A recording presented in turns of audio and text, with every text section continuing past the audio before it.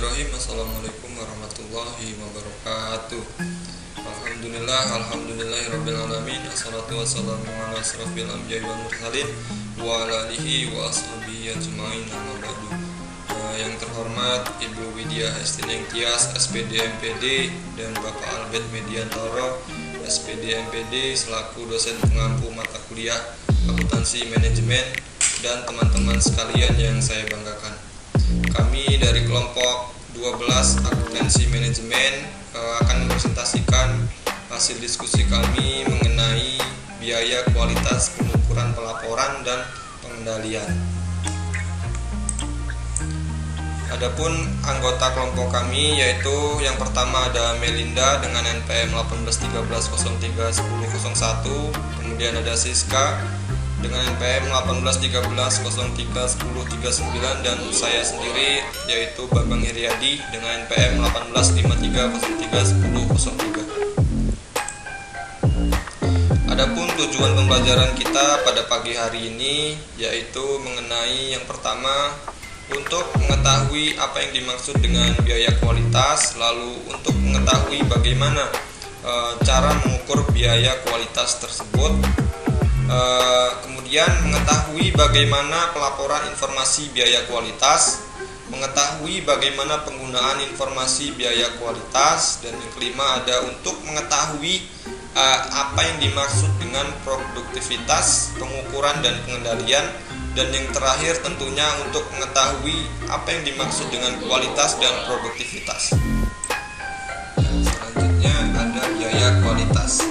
Apa sih pengertian dari biaya kualitas? Jadi biaya kualitas itu sendiri adalah biaya-biaya yang timbul karena mungkin telah terdapat produk yang buruk dari kualitasnya itu sendiri.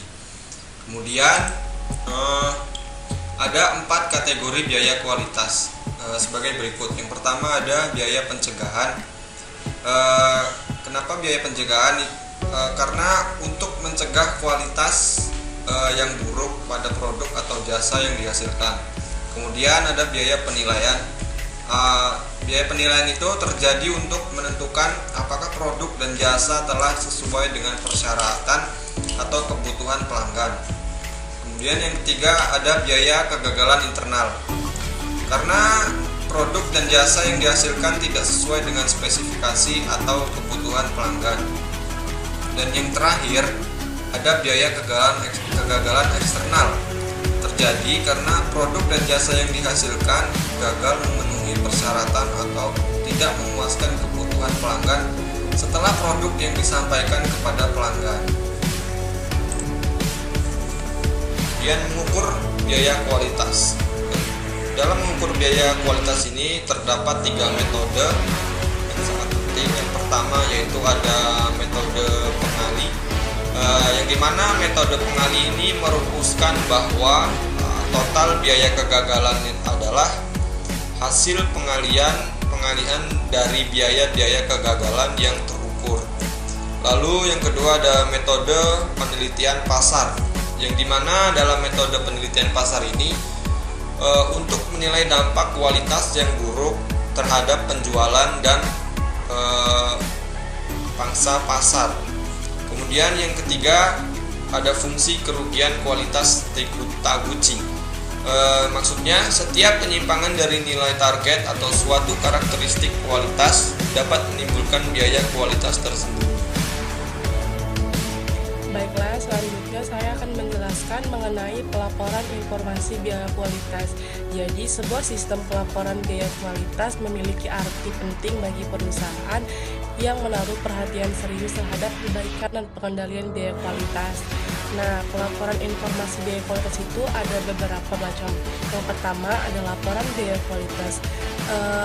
Laporan biaya kualitas ini penting terhadap segi keuangan perusahaan, dapat lebih mudah dimulai dengan menampilkan biaya-biaya kualitas sebagai presentasi dari penjualan aktual. Yang kedua itu fungsi biaya kualitas, pandangan kualitas yang dapat diterima. Pandangan kualitas yang dapat diterima mengasumsikan bahwa terdapat perbandingan berbalik antara biaya pengendalian dan biaya kegagalan. Jadi ketika biaya pengendalian meningkat, biaya kegagalan seharusnya turun.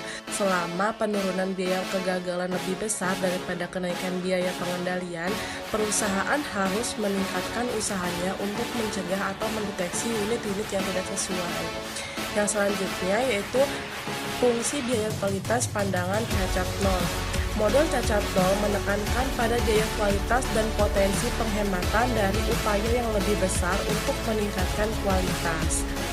Nah, yang selanjutnya ada manajemen berbasis kegiatan. Ada manajemen berbasis kegiatan dan biaya kualitas optimal. Manajemen berbasis kegiatan atau Activity Based Management (ABM) mengklasifikasikan berbagai kegiatan sebagai bernilai tambah dan tidak bernilai tambah, serta hanya mempertahankan kegiatan-kegiatan yang memberikan nilai tambah. Nah, prinsip ini dapat diaplikasikan pada kegiatan-kegiatan yang berkaitan dengan kualitas. Selanjutnya ada analisis tren. Jadi laporan biaya kualitas menunjukkan jumlah dan distribusi biaya kualitas di antara keempat kategori, sehingga menunjukkan peluang untuk perbaikan kualitas. Setelah ukuran-ukuran peningkatan kualitas ditentukan, adalah hal yang penting bagi perusahaan untuk menentukan apakah biaya kualitas telah berkurang sebagaimana yang direncanakan. Selanjutnya ada penggunaan informasi biaya kualitas. Jadi tujuan utama dari pelaporan biaya kualitas adalah untuk memperbaiki dan mempermudah perencanaan, pengendalian, dan pengambilan keputusan manajerial. Penggunaan informasi biaya kualitas untuk keputusan-keputusan implementasi program kualitas dan untuk mengevaluasi efektivitas program tersebut. Setelah diimplementasikan, hanya merupakan salah satu potensi penggunaan dari sistem biaya kualitas. Selanjutnya perubahan dan pengendalian produktivitas. Pengukuran produktivitas yaitu penilaian kuantitatif atas perubahan produktivitas. Adapun tujuan pengukuran ini adalah untuk menilai apakah efisiensi produk telah meningkat atau menurun. Selanjutnya kualitas dan produktivitas. Peningkatan kualitas biasanya akan tercermin dalam ukuran produktivitas. Namun, dikemungkinkan suatu kondisi perusahaan menghasilkan produk yang hanya memiliki sedikit kerusakan atau tidak ada cacat sama sekali, tetapi memiliki proses yang tidak efisien. Untuk meningkatkan efisiensi, proses manufaktur hendaknya didesain ulang dengan proses yang efisiensi. Akan dihasilkan lebih banyak output dengan input yang lebih sedikit. Terima kasih, cukup sekian video presentasi dari kelas kami. Apabila ada salah kata, mohon maaf. Saya